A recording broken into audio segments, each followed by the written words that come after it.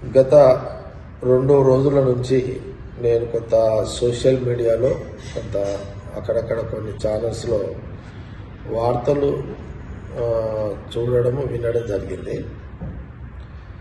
కోమటిరెడ్డి వెంకటరెడ్డి ఇప్పుడు మన present Congress party నాయకుడు, మా మినిస్టరు.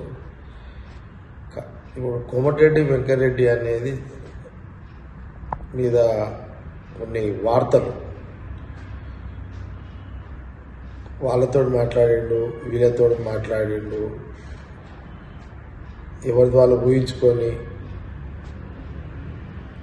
మాట్లాడితే కూడా దాన్ని తప్పుగా వాళ్ళు చిత్రీకరించుకొని సోషల్ మీడియా కొంత మీడియాలో వార్తలు వేయడం, దాన్ని నేను తీవ్రంగా ఖండిస్తున్నా. ఏది నిజం, ఏది అబద్ధం, ఇది ఎవరు కూడా ఐడెంటిఫై చేయలేరు. ఒకరినొకరు మాట్లాడుకోవడము, ఒకరినొకరు హలో చెప్పుకున్నంత మాత్రాన మనము దానికోసమని అంచనా ఎవరు కూడా వేయలేము. ఇది ఎందుకు కోమటిరెడ్డి వెంకటరెడ్డి మీద ఇలాంటి వార్తలు చిత్రీకరించి సోషల్ మీడియాలో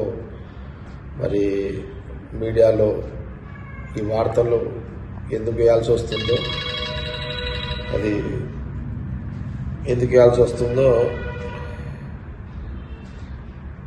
అర్థం కాని వీడియోస్ ఇవన్నీ. దీనివల్ల ఇలాంటి వీడియోస్ చిత్రీకరించి అధికారులతో మాట్లాడినాను, అనధికారులతో మాట్లాడినాను, ఎవరిది వాళ్ళు ఊహించుకొని వార్తలు రాసి దాని వీడియోస్ తింపడము. ప్రధానంగా కోమటిరెడ్డి వెంకటరెడ్డి కాంగ్రెస్ పార్టీ నాయకుడు. ఒక ఎన్ఎస్యుఐ యూత్ కాంగ్రెస్ నుంచి అంచెలంచెలుగా ఒక నాయకుడిగా నల్గొండ జిల్లాలో దిగి రాష్ట్ర నాయకుడిగా ఆయన ఒక ఫిగర్. రాష్ట్ర రాజకీయాలు కోమటిరెడ్డి వెంకటరెడ్డి ఒక ఫిగర్. ఆయనకంటే ఒక స్టైల్ ఉంది, ఆయన ఒక ఫిగర్. ఆయన కూడా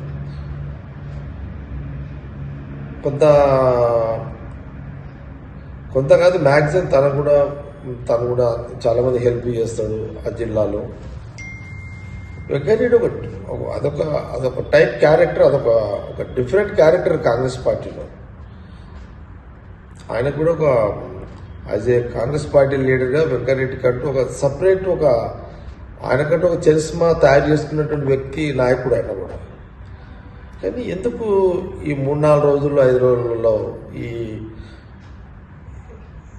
వీళ్ళతో మాట్లాడిన దాన్ని సంబంధంగా ఏర్పాటు చేసి వీడియోస్ దాన్ని ఎందుకు వాడాల్సి వచ్చింది, ఎందుకు వాడిరు, అంత అవసరం ఏమొచ్చింది, ఎవరిది వాళ్ళు ఊహించుకొని ఇట్లా వార్తలు రాయడం ఏంటి?